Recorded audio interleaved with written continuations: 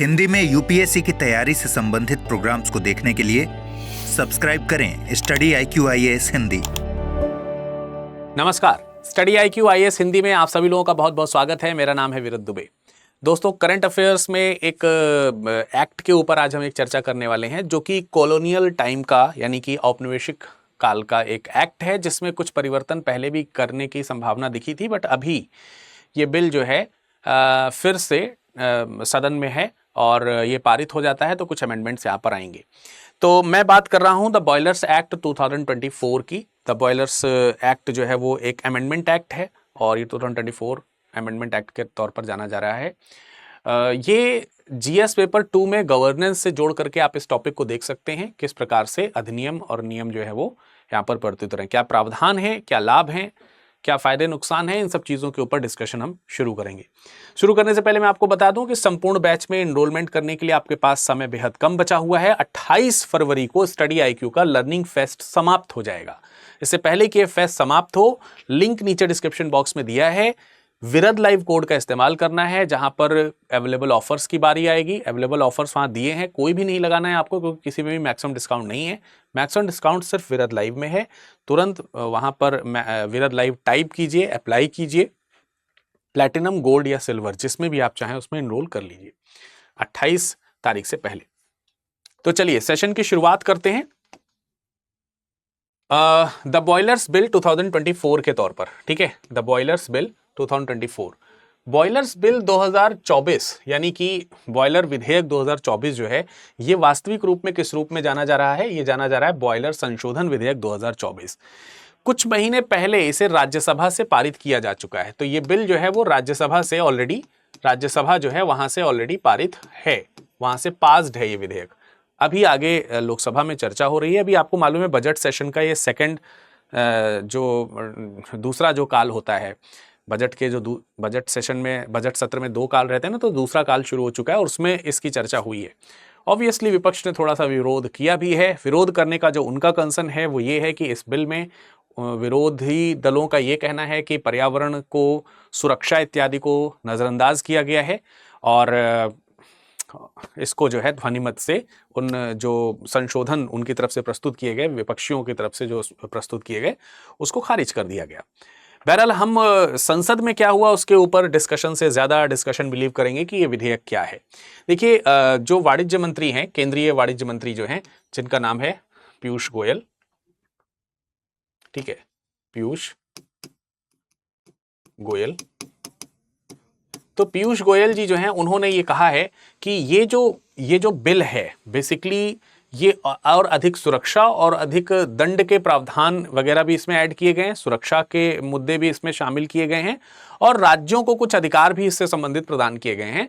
तो उस चीज़ों का अमेंडमेंट यहाँ पर किया गया है। वास्तविक रूप में ये औपनिवेशिक शासन का जो है ये एक विधेयक है। आप देख सकते हैं, इसको वास्तविक रूप में जाना जा रहा है बॉयलर एक्ट 1923 के नाम से। आज़ादी से पहले 1923 में बॉयलर एक्ट 1923 आया था।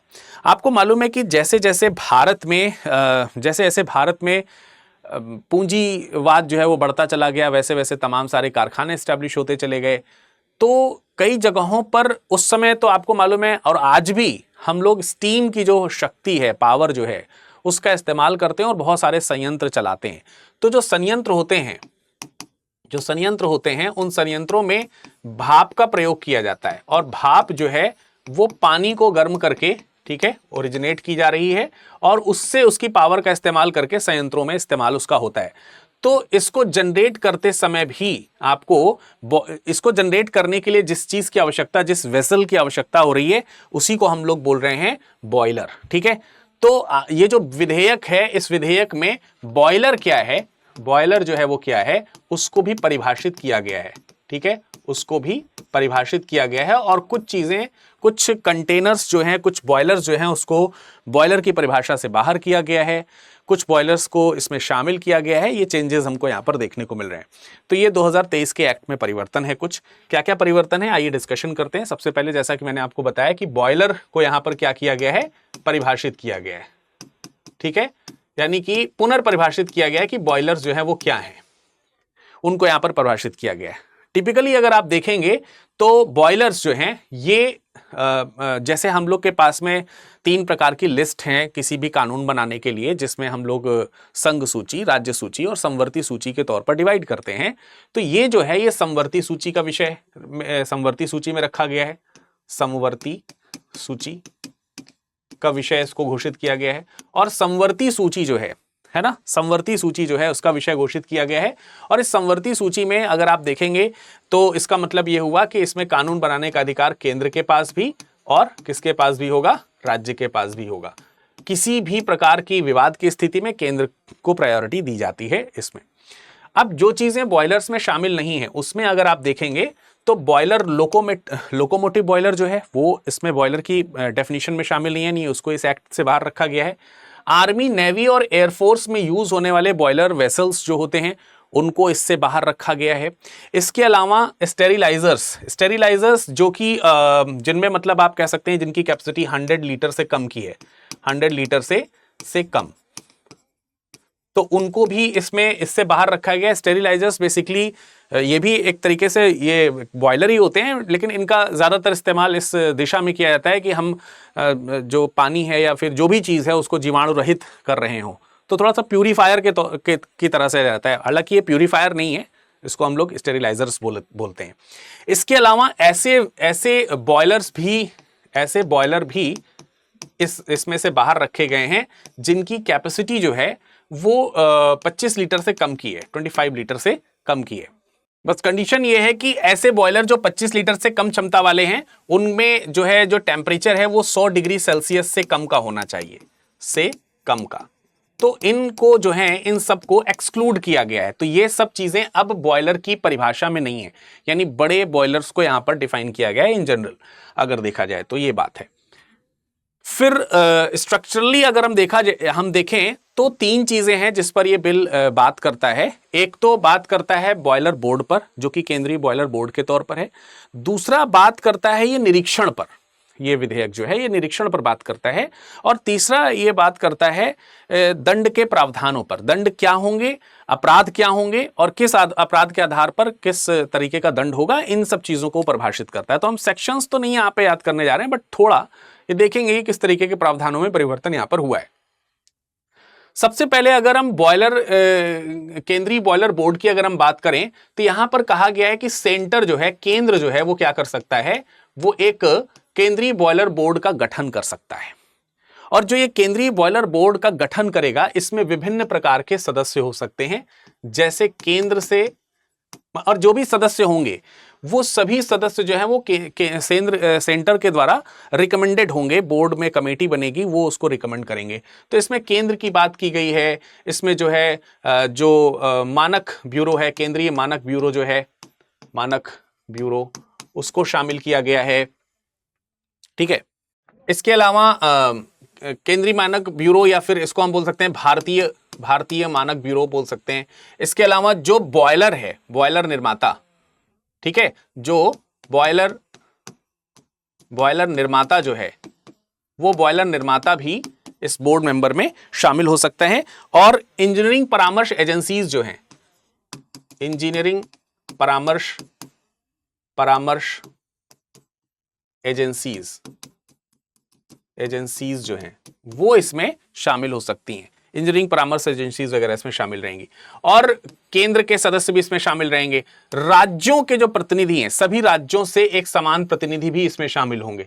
ठीक है, तो ये समान प्रतिनिधि भी इसके सदस्य होंगे। और ये सारे लोग जो शामिल होंगे इनमें केंद्र जो है उसके द्वारा इनको जो है निर्देशित किया जाएगा या चयनित किया जाएगा। उनके पास में इसका ऑप्शन होगा कि वो किसको मतलब नामित जिसको बोल सकते हैं, तो केंद्र के द्वारा नामित लोग होंगे। ये केंद्र के द्वारा नामित आपको ये सदस्य देखने को मिलेंगे। इसके अलावा इसमें जो है आपका एक बॉयलर निरीक्षण जो कि वरिष्ठ तकनीकी अधिकारी के तौर पर होगा, वो भी इसमें शामिल किया जाएगा और इसके रिकमेंडेशंस भी केंद्र की तरफ से दिए जाएंगे। तो ये होगा आपका एक केंद्रीय बॉयलर, ठीक है, केंद्रीय बॉयलर बोर्ड। अभी जो केंद्रीय बॉयलर बोर्ड है, ये केंद्रीय बॉयलर बोर्ड किस तरीके से काम कर सकेगा, किस तरीके से इसका जो है वो संचालन होगा, अगर हम उसको देखें तो क्योंकि ये केंद्रीय बॉयलर बोर्ड है तो किसी भी तरीके से जो भी इसके नियम हैं, जो भी इसके नियम हैं उन नियमों में विनियमन का काम इसके पास में रहेगा।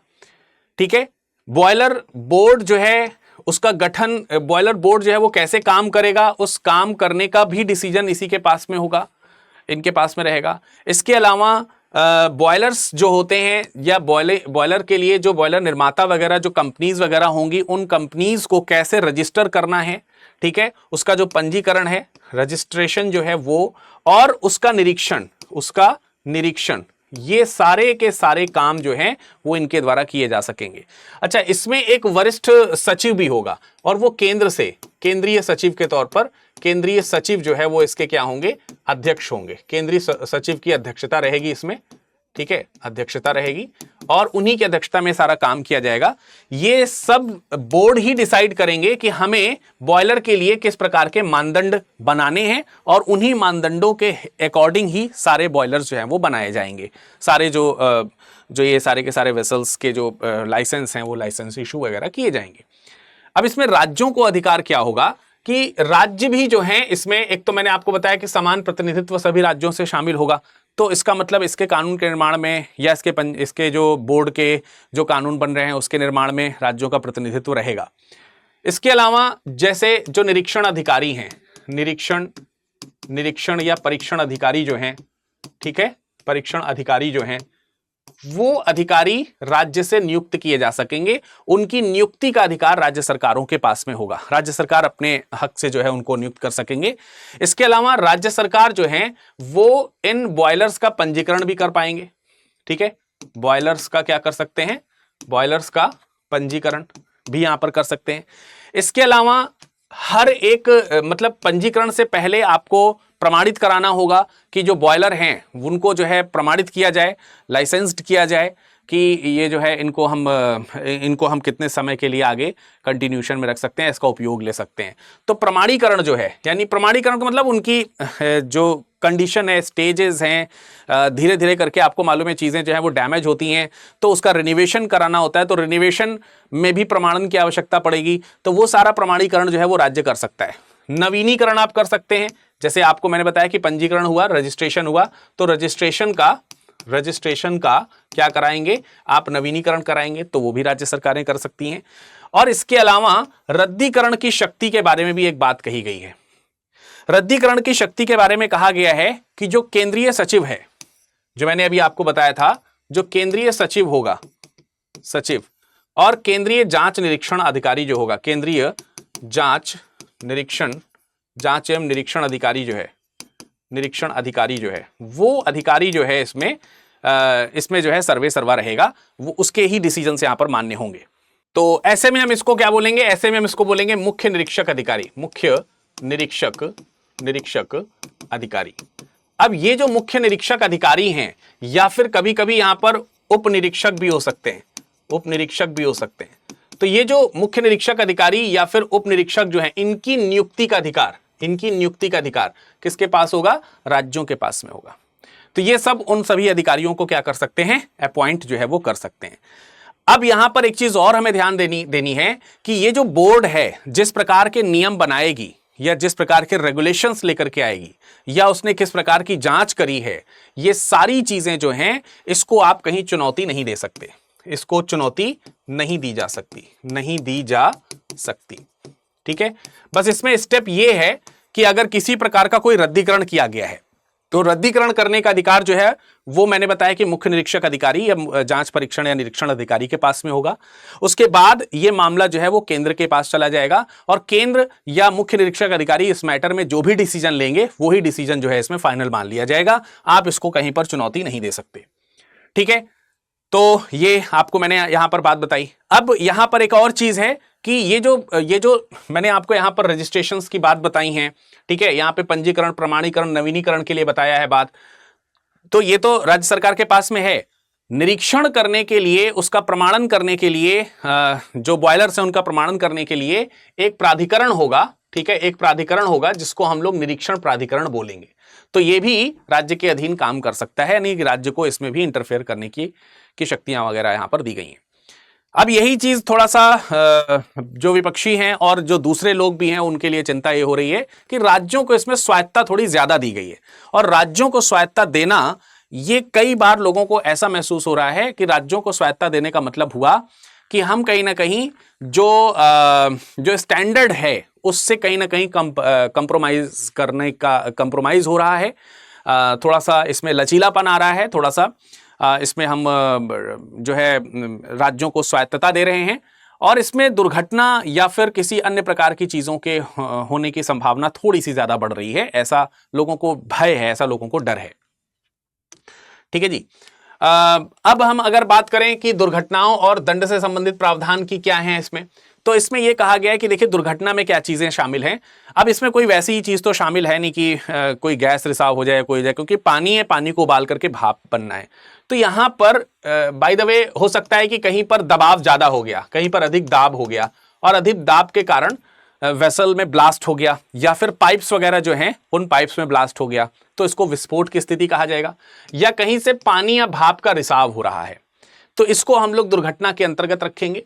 और ऐसी दुर्घटना की सूचना जो है, ऐसी दुर्घटना की सूचना हर हाल में जो इसके लिए उपयुक्त अधिकारी होगा या जो भी इसके लिए जिम्मेदार व्यक्ति होगा, उसे अपने अथॉरिटी को विद इन 24 आवर जो है 24 घंटे के अंदर इसको सूचित कर देना है। ठीक है, तो ये जो है चीज आपको ध्यान रखनी है। ना सूचित कर पाने की स्थिति जो है वो अपराध के अंतर्गत आएगी। अपराध में और भी बहुत सारी चीजें शामिल हैं, जैसे कि मैंने आपको बताया कि सूचना समय पर न देना, सूचना समय पर न दे पाना, न देना, यह अपराध हो सकता है। इसके अलावा मान लेते हैं कि कहीं पर कोई दुर्घटना हुई है किसी कारण से, जो बॉयलर है उस बॉयलर में किसी व्यक्ति को विदाउट जो है किसी को हैजार्ड वे में आपने भेज दिया है, बिना किसी सुरक्षा जांच के भेज दिया है, बिना किसी सुरक्षा उपायों के भेज दिया है, तो बिना सुरक्षा उपाय के बॉयलर में प्रवेश, ठीक है, इसके बारे में ये भी एक अपराध के तौर पर है। इसके अलावा जो विनियमन है, पंजीकरण है, नवीनीकरण वगैरह है, इनके नियमों में अपनी मर्जी से परिवर्तन कर लेना किसी अथॉरिटी के द्वारा। ठीक है, तो ये सब चीजें जो है वो क्या है, अपराध की प्रकृति में शामिल है। इसके अलावा जो बॉयलर है उसमें किसी प्रकार की संरचनात्मक जो बदलाव हैं, ठीक है, अगर किसी प्रकार से आप कोई संरचनात्मक बदलाव लेकर के आते हैं तो वो बदलाव बिना किसी पूर्व सूचना के अपनी मनमर्जी से कर दिया, या कोई अपना जो है जो पंजीकरण है उस पंजीकरण के विरुद्ध में कोई कार्य कर दिया है, तो ये सारी चीजें अपराध की प्रकृति में आएंगी। और इस अपराध की प्रकृति के लिए दंड का प्रावधान किया गया है। दंड के प्रावधान में क्या है कि आपको जो है इसमें 2 साल की सजा हो सकती है, 2 साल की सजा हो सकती है, या फिर 1 लाख रुपए तक का क्या हो सकता है, जुर्माना इत्यादि यहां पर दिया जा सकता है। 2 साल की कैद की सजा, या फिर 1 लाख रुपए तक का जुर्माना, या फिर कुछ कंडीशंस में दोनों ही, जैसा भी डिसीजन लिया जाएगा, ये सारी चीजें आपके इसमें शामिल है।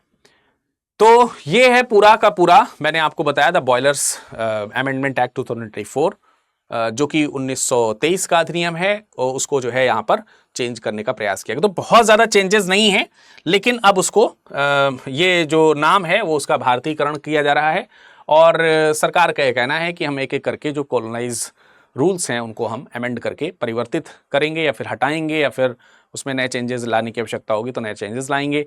इसके लिए वो प्रतिबद्ध रही हैं पहले से भी सरकारें, और धीरे धीरे करके उसमें चेंजेस आ भी रहे हैं। अब आपका क्या मानना है, आपको इसमें सुरक्षा इंतजाम और किस प्रकार से लगता है कि होने चाहिए? क्या आपको भी लगता है कि राज्यों में इसमें स्वायत्तता अधिक दे देने से खतरे के संकेत हैं ये? क्या राज्य स्वायत्तता का लाभ उठा करके जो बॉयलर्स हैं उससे, उसकी जो सुरक्षा है उससे संबंधित समझौता कर सकते हैं? केंद्र का ये कहना है कि यार राज्यों के ऊपर हम भरोसा नहीं करेंगे तो कैसे काम चलेगा, राज्य कोई बॉयलर को में दुर्घटना होने थोड़ी देंगे, ठीक है, वो कोई ऐसी लापरवाही थोड़ी कर देंगे कि बॉयलर्स में दुर्घटना हो जाए। तो केंद्र उनके साथ में है, बट इस कंडीशन में राज्यों को उनकी स्वतंत्रता दी जा रही है। तो चलिए, सेशन तो फिलहाल यहीं समाप्त होता है। जाते जाते मैं फिर बता देना चाहता हूं कि भाई संपूर्ण बैच में एडमिशन लेने की लास्ट डेट खत्म हो रही है, वो तो चलो ठीक है, लेकिन खत्म हो रही है स्टडी IQ की लर्निंग फेस्ट, जिसमें 2,500 से 3,000 रुपए का डिस्काउंट आपको मिल रहा है। जैसे कि ये जो बैच है, इस बैच को अगर आप देखोगे तो इस बैच में 30,000 रुपीज में एडमिशन हुआ करता था, 30,000 रुपए में एडमिशन होता था। अभी आप 28 तारीख तक, 28 फरवरी तक मेरे कोड का इस्तेमाल करके, विरत लाइव कोड का इस्तेमाल करके मैक्सिमम डिस्काउंट पा सकते हैं। यही वो कोड है जिसमें आपको मैक्सिमम डिस्काउंट मिलेगा। तो बेझिझक तुरंत जाइए और प्लेटिनम बैच में 26,999 यानी 27,000 रुपए में आसानी से जुड़ जाइए। इसमें टीचर्स की भी मेंटरशिप उपलब्ध है, किताबें इसमें मिलेंगी, लाइव क्लासेस इसमें मिलेंगी, सारी चीजें इसमें उपलब्ध रहेंगी। आपका समय शुभ हो। धन्यवाद। हिंदी में यूपीएससी की तैयारी से संबंधित प्रोग्राम्स को देखने के लिए सब्सक्राइब करें स्टडी IQ IAS हिंदी।